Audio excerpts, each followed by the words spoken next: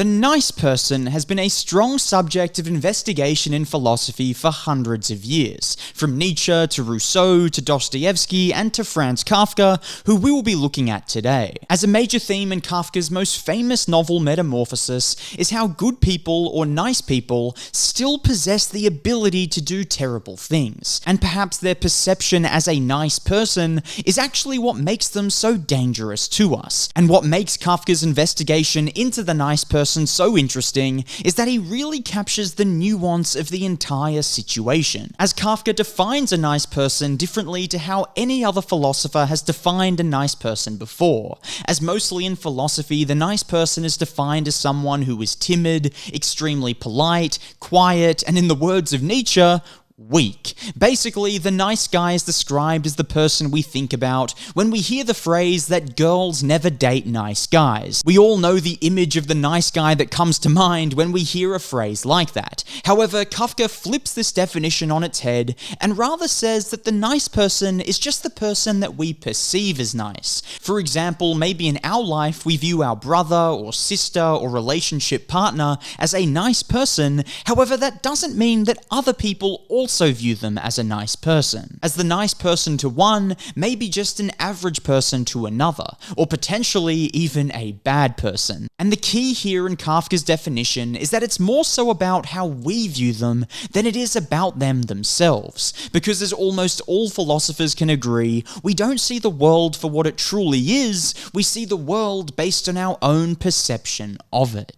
And so in this video, you can expect to learn why nice people are the most dangerous on the planet and how to avoid the inevitable pain that a nice person will cause you. Starting with 1, why nice people are the most dangerous. In Kafka's Metamorphosis, he writes about a young man named Gregor, who wakes up one morning to find himself in the body of a cockroach. And so without spoiling the plot for those who haven't read it, his new figure basically turns his family against him and changes the way they treat him, and their shift in attitude towards him ends up breaking his heart and hurting him deeply. And so setting this story amongst a family is crucial to get across one of the main points that Kafka was trying to make, which is that most of the mental and emotional scars that people carry with them throughout life are due to a past experience with a quote-unquote nice person. For example, a common issue for many is that maybe they have some mental damage due to their experience with a parent growing up. Think daddy issues or issues with your mother. I mean, we probably all have at least one thing, big or small, that we've struggled with due to our parents. And for most of us, we still love our parents and always will, and despite moments of pain or moments of conflict, we will continue to view our parents as nice people. But despite them being nice people, the one conflict that we had in the past may be the root cause for our deepest insecurities or scars. And Kafka highlights this in Metamorphosis and shows us that it is quite often the best and nicest and most good people in our lives that are the most dangerous. And if we don't deal with any issues we may have from them, no matter how big or small, we may carry it with us forever and it will affect how we are as people ourselves. It may even go on to affect how we treat our own children, and then the cycle may just continue. It might also block us from achieving certain things or becoming someone that we want to be. And it's truly one of the great paradoxes of life that the people we are often most grateful for are also the people we can attribute a lot of emotional baggage and pain to.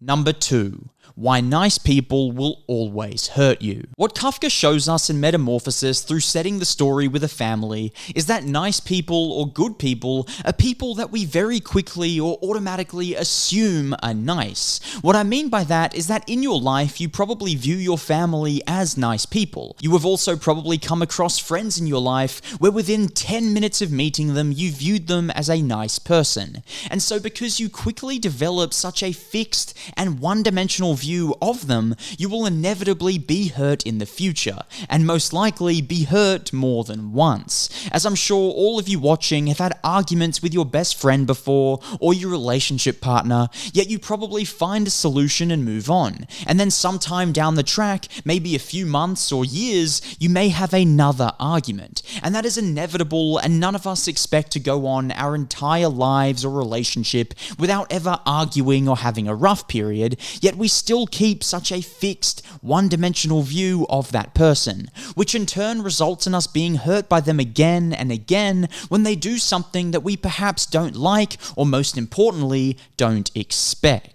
Which is basically what happens to Gregor with his family, as his family's treatment of him hurts him so deeply that their relationship is drawn to a close. Because what Kafka is saying there is that the only reason the relationship between Gregor and his family ended is because both sides held such a fixed, one-dimensional view of the other. And then when something happened that they didn't expect, they were so hurt by that, they were so put off by that their relationship could no longer continue. And so Gregor's family viewed him as the breadwinner for the family and the young, good-looking, hard-working man who provided for them. And Gregor viewed his family as loving, nice people that he must look after. And so when all of a sudden that fixed perception is challenged due to Gregor being a cockroach and no longer being able to provide, they both feel hurt by each other and grow to resent each other. And so in this parable, Kafka perhaps offers advice on how to avoid being hurt by quote-unquote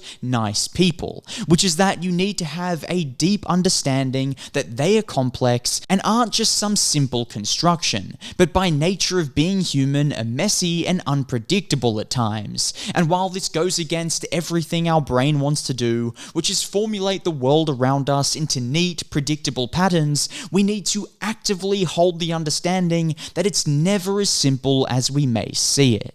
And while just having that understanding doesn't mean that you won't be upset by nice people again, but it does mean that when it does happen, you have a tool that you can use to help piece that relationship back together.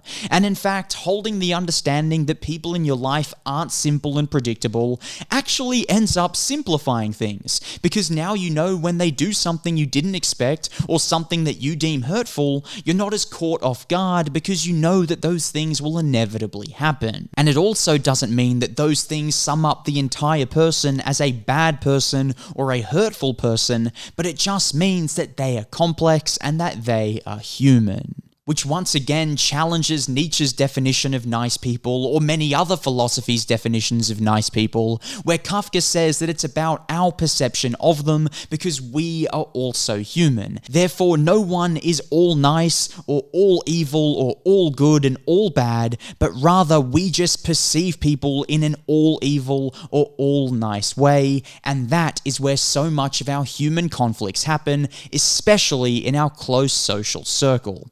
And so Kafka's Metamorphosis is really the perfect book for young people, as it's a tool that can help speed up maturity, if you will, because it is that understanding that life is complex that allows middle-aged relationships to be way less turbulent than a puberty, hormone-filled, youthful one. And so to put it simply, by merely acknowledging the mess, you begin to clean it up, which is a lesson, while hard-learned, necessary to learn, especially while young. But what are your thoughts on Kafka's philosophy here, and what are your thoughts on Metamorphosis as a whole? Let me know down below in the comments, and if you liked the video, please hit the like button, hit the subscribe button, and until next time, take care.